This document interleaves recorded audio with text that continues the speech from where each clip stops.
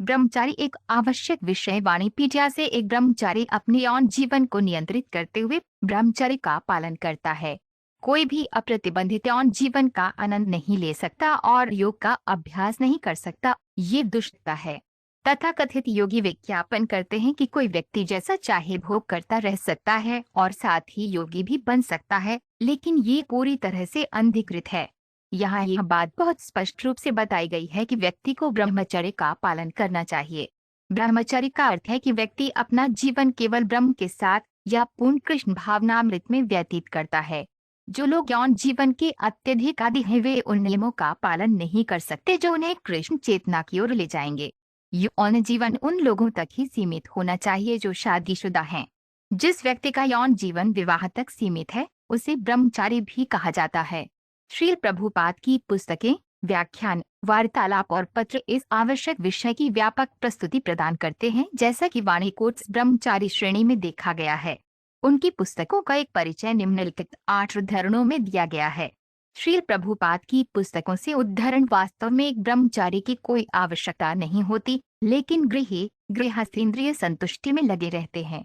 जैसा कि भगवत गीता 2.44 में कहा गया है, भोगेश्वरी प्रसक्तानात या पहरित चेता साम। हर कोई इंद्रिय संतुष्टि के लिए इस भौतिक संसार में आया है और जो लोग इंद्रिय संतुष्टि से बहुत अधिक जुड़े हुए हैं और इसलिए गृहस्थाश्रम को स्वीकार करते हैं, उनकी स्थिति बहुत अनिश्चित है। श्रीमद्भागवत 10.8.4 एक ब्रह्मचारी से अपेक्षा की जाती है कि वह एक सन्यासी की सेवा में संलग्न रहे और उसे अपने गुरुवार के रूप में स्वीकार करे। इसलिए मायावादी सन्यासी स्वयं को न केवल गुरुवार बल्कि जगत गुरु या संपूर्ण विश्व का आध्यात्मिक गुरुवार घोषित करते हैं। हालांकि निस्संदेह वे संपूर्ण विश्व को नहीं देख सकते हैं।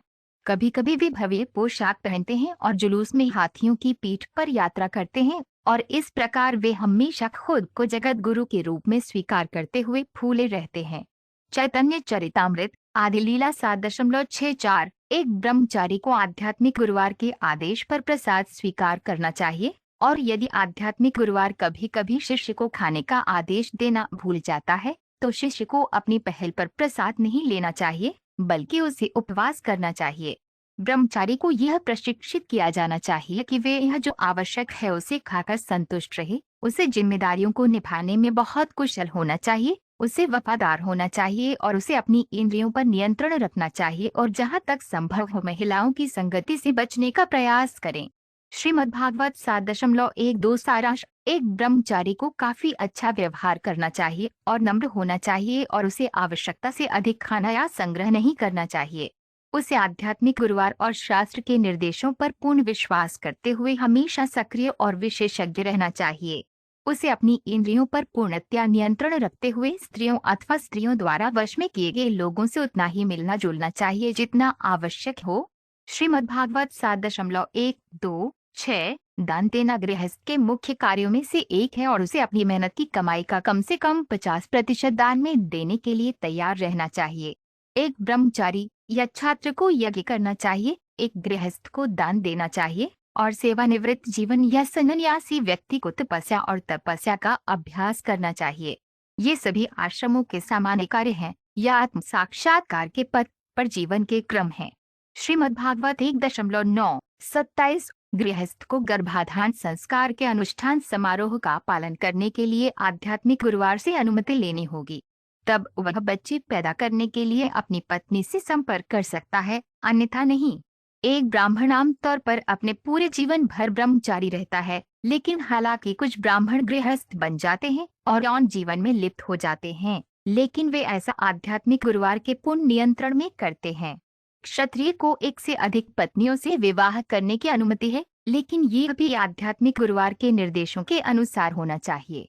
श्रीमद्भागवत 7.1.2.11 वैदिक सभ्यता के अनुसार किसी को महिलाओं के साथ संबंध बहुत सीमित होना चाहिए।